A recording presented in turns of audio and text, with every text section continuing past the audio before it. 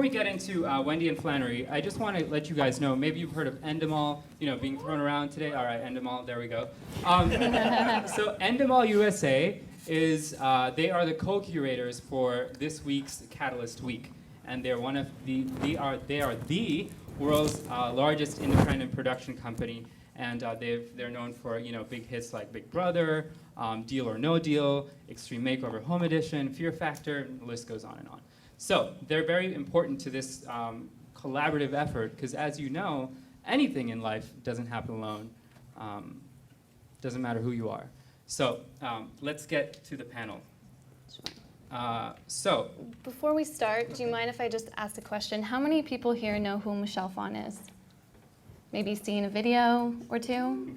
Okay. Well, besides the Endemol crew, obviously. I just wanted to give a brief introduction to her for the people who don't know who she is. Michelle Phan is an artist. She's an entrepreneur. She's a YouTube celebrity. Back in 2007, she uploaded her first YouTube video. And it went viral, Many, many people watched it. It's up to about 10 million views right now. And from there, she's produced over 300 videos for her channel. And now the channel is up to about 6 million subscribers, and we're about to hit our 1 billion views soon, which is very exciting for us. And she's also co-created a few companies. Ipsy is one. It's a bag subscription service that you can pay $10 a month and get a few luxury sample-size products. And she's also co-created M Cosmetics, which is her cosmetic line with L'Oreal.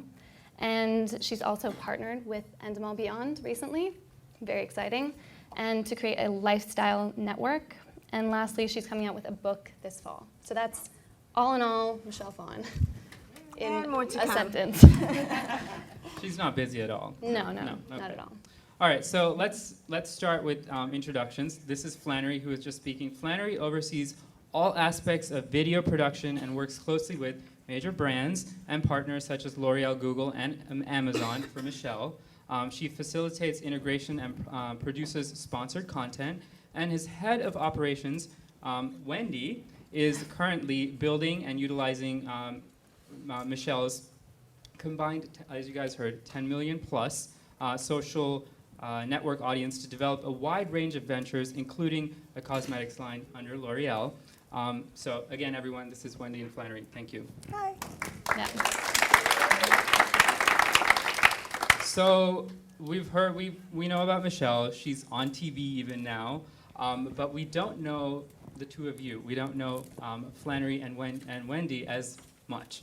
So can you guys tell us a little bit about the journey you took to kind of discovering your life's purpose and passion? Yeah, I've always been attracted to anything artistic and creative, and I was a theater major, which I think is every parent's worst nightmare, but my parents were very supportive. I had a background in theater production, and ultimately I learned everything from set dressing to lighting to costumes and how to run a show, and at the end of the day, I learned a lot about storytelling, and that is very applicable for what we're doing and really helped me, I think, get the job with Michelle. Nice. Wendy? My passion's always been to be part of something that stands the test of time. So I want to invest myself that just really have purpose and meaning behind it. And I actually started in the nonprofit world. And I think I was working with youth for a while, and I just realized a lot of their influences is coming from the media. And I wanted to be part of that voice. And so my gifting was administration, and so decided I want to enable someone that's very artistic and might not have that left brain aspect, and just really enable them to really have a louder voice in this next generation. And so that's what connected me with Michelle. Great. So in this week's theme of storytelling, there's an underlying element of production, right? We write stories, we write novels, we make videos. So in that theme of creation, what was maybe one of the first things that you created?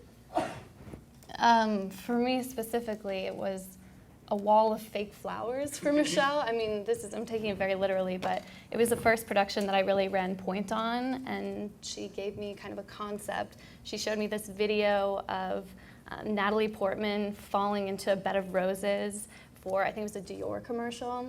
And she said, I want that. And, I was like, okay, like, what am I gonna do? So I ran out, I made it happen, yeah. So I found some fake flowers and they were $400. And I was like, I'm gonna get fired if I buy these. So I ran to the nearest kind of dollar store, got some, made it together, and it's up there. And, I think that was my first lesson also on, like, you gotta do everything in a short amount of time and make it happen, so. What's the name of that video? Spring Medley, that's the name. It's really good. Wendy? So Flannery, one of the reasons why I heard is because she's artistic, because I wasn't. I tried doing production and I sucked at it. Stressed out every time. So I always tell people my form of art is turning chaos into order. So a lot of people don't see that as art, but I see that as my art. And so one of my first thing was what I admin trained Michelle. So I helped her to embrace structure and teach her how to calendar and create order in her life. So that was my artistic. All right. I think I could use some of that. Okay, so we're talking about Michelle Phan, who is an online celebrity. And then we have all these other celebrities we know of that are, Hollywood traditional celebrities. So what's the difference between online celebrities versus traditional celebrities? I'll take that one. A traditional celebrity is more about, it's kind of a larger-than-life personality with the fan base. An online personality is more about the girl next door and about building a community. So for instance, Michelle is very careful about not calling, her followers fans, but she calls them subbies, because they're more part of a community for her. And it kind of, I think Flannery mentioned it yesterday, it's kind of like selfie versus paparazzi. Like she walks down the street, she'll get people wanting selfies with her, versus celebrities will get paparazzis instead.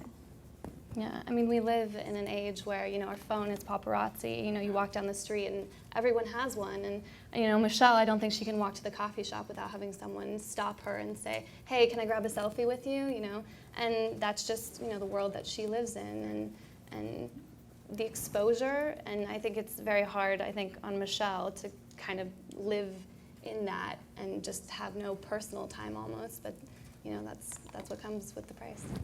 Let's take a selfie. Let's take a selfie. I'm just talking about that dumb song. Okay. So, and by the way, I'm looking at my phone not because I'm like someone's texting me, but I actually have questions on this. And all you Endemol people don't get ideas about texting us up here. Have it on airplane mode. I'm a step ahead of you guys. Yeah. All right. So, authenticity is very important to storytelling, regardless of the story you're telling. So how do you maintain authenticity in the online sphere with all this fakeness?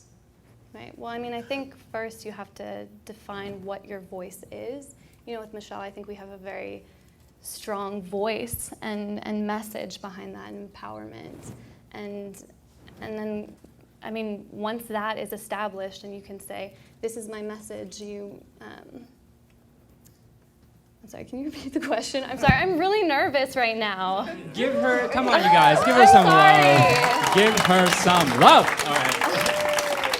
You're doing great. You're really doing great. And I think I'm so used to being behind the scenes, and being in front is really nerve-wracking right now. Just imagine everybody naked. No, that doesn't work. Bad idea. So the question was, how do you maintain authenticity in a world where I think it's so hard to be authentic. Right. People feel like, oh, I need to be normal. But the fact is, most people are pretty weird. I think if you're trying to be normal, you're acting. So how do you maintain authenticity? Okay, well, she had the voice from the beginning, and I think she's maintained that very, very well. But also, we have a very small team. And I think that really helps kind of keep that authentic feel. You know, nothing is kind of exported. It's only Wendy, myself, her videographer, and now Endemol is helping with social media. And we all keep a very tight-knit community, and she's really influenced us and showed us what her voice is, and then we can kind of take that out and keep that going, I think.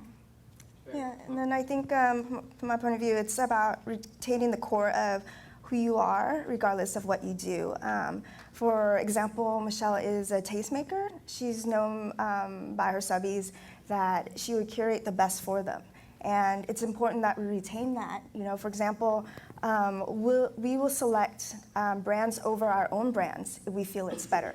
So we retain that, and all her businesses have to understand, whether it's her M cosmetic line with L'Oreal. L'Oreal has to understand, and we wrote that in the contract, that she would use what she feels best in other brands, not just her own. And so it's important for us that we retain who she is as a tastemaker, even at the cost of our own business, because we want to retain who she is.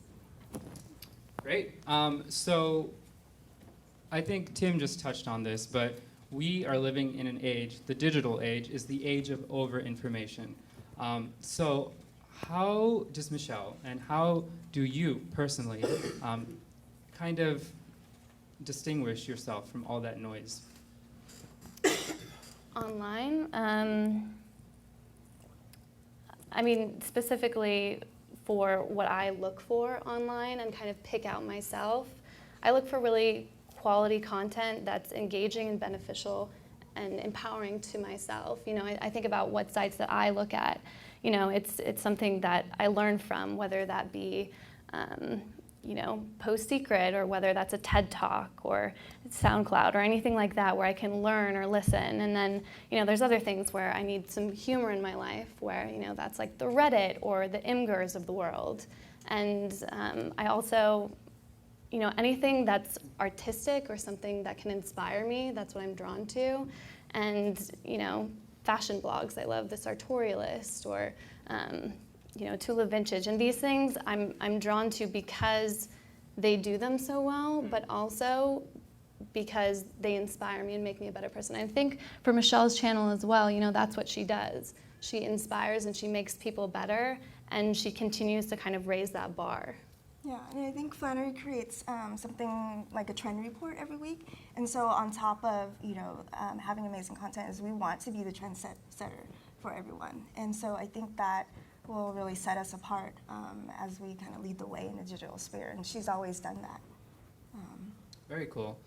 So one thing I know that's very true about being a YouTube star is all those comments, the haterade. People just like to be like, gay Ron Paul 2012 or something. It's just, people are just, they're really mean or they're really cynical. And it can be very hurtful because you're putting yourself out there, especially as someone, who doesn't have this big team behind them telling them exactly what to do at all times of the day.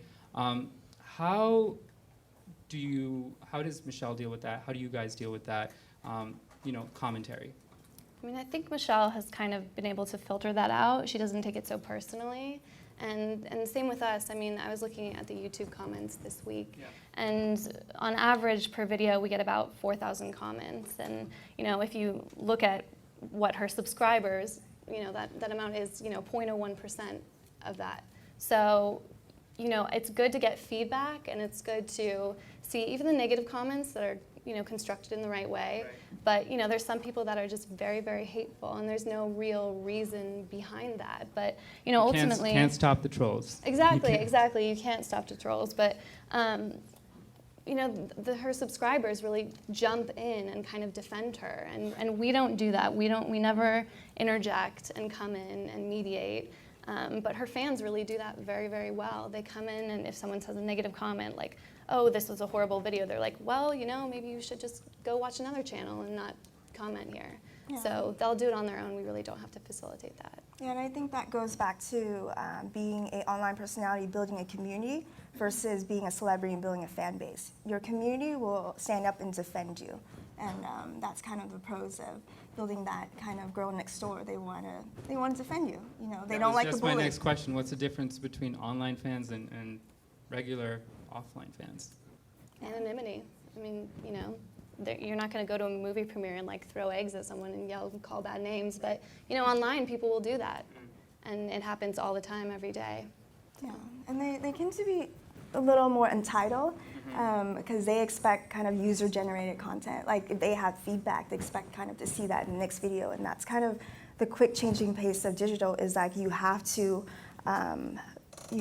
be able to respond to your audience and what they want and what they're asking for. So you put so much of your heart and soul into what Michelle does. When people react negatively, how does that make you feel? Like, do you take it personally, or have you been like, all right, they're being trolls? No, I mean, I usually just skip over the negative comments. If I read something that's going badly, I'll just keep going. And, you know, I think what we're doing is really, really great. And if you look at the view count, I think that speaks for itself. You know, people are still watching, people are still interested, and we'll keep producing the same content, so. So what stands out among, actually, no. How do you navigate partnerships between huge companies like Google and Amazon? The collaboration, you know, the New York Times, I don't know if you guys read this article or saw it, they wrote an article on millennials and called them Generation Nice. So we seem to love to collaborate and be like, let's hold hands, let's make this happen. But I think some of the big top Fortune 500 companies, you know, are all about #1 in market share. How do you guys navigate that tension between collaboration versus competition? Right, well, dealing with big brands is a whole topic in itself. You know, it's been a challenge, and it's been really exciting, and you know, it can go very well or not so great. You know, a great example right now is we did a deal with Dr. Pepper, and you know, Michelle was supposed to upload this Wednesday, but it didn't go up because of the overhead and so many, you know, checks and balances they have to go through to really say, yes, this video can go out. And you know, they're hemming and hawing about what the font is, and you're just like, you know, it's going to be the same either way, and they really have to trust you. But you know, it's great because they want to work with us and they want to work with Michelle, and if our brand coincides with theirs, that's, you know, a beautiful marriage. Yeah, and it's a lot of educating too. For example, you know, they're expecting kind of like a 2-minute, they want a 2-minute spot out of a 5-minute video. We're like, no, that's not going to be very good for your brand, you know, because our audience is going to hate it. And they can tell. Yeah, right? Yeah, they don't like that sponsorship content, and a lot of it is about educating them and having them be part of our story.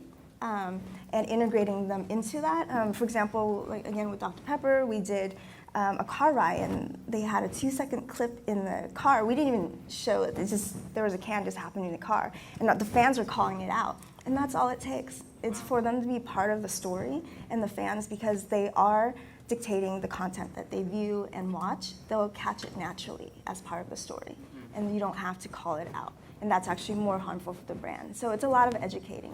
Yeah, and also on that note, I mean, thinking about what content is evergreen and what content isn't, I think brands, especially large brands, don't really understand that on YouTube, you know, you might be paying this sum, but it's for basically an ad that's going to live on there for the lifetime of YouTube.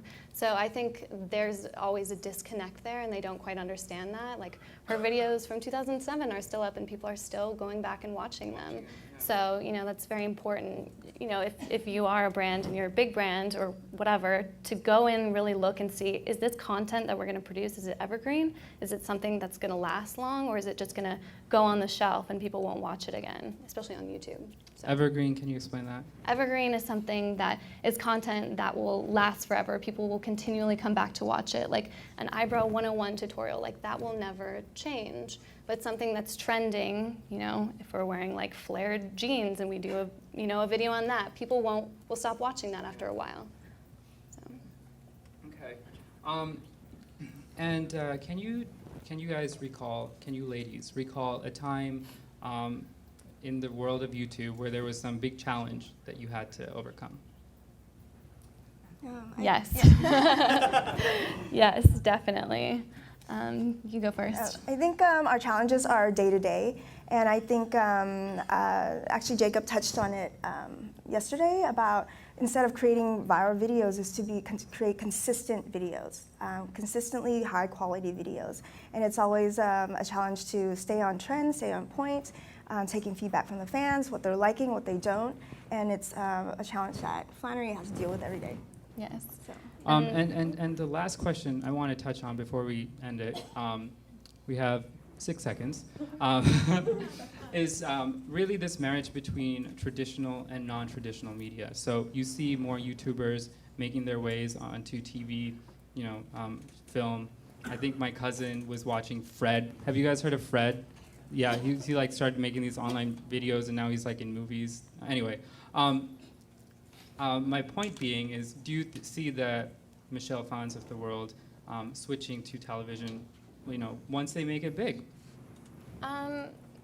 It's always a possibility, but I don't foresee that. It's interesting because YouTube, that platform, where is it going? We don't know. It's like the Facebook. Like, what's the next Facebook? We don't know, but that could be where Michelle goes next, or it could be TV. But I don't think it's going to go back to traditional media. I think it's going to continue in the digital and go to maybe something else. Yeah, I don't think there's really, kind of traditional media and new media anymore. I think there's old media and there's media. And I think the way digital is going, they are dictating how content will be consumed.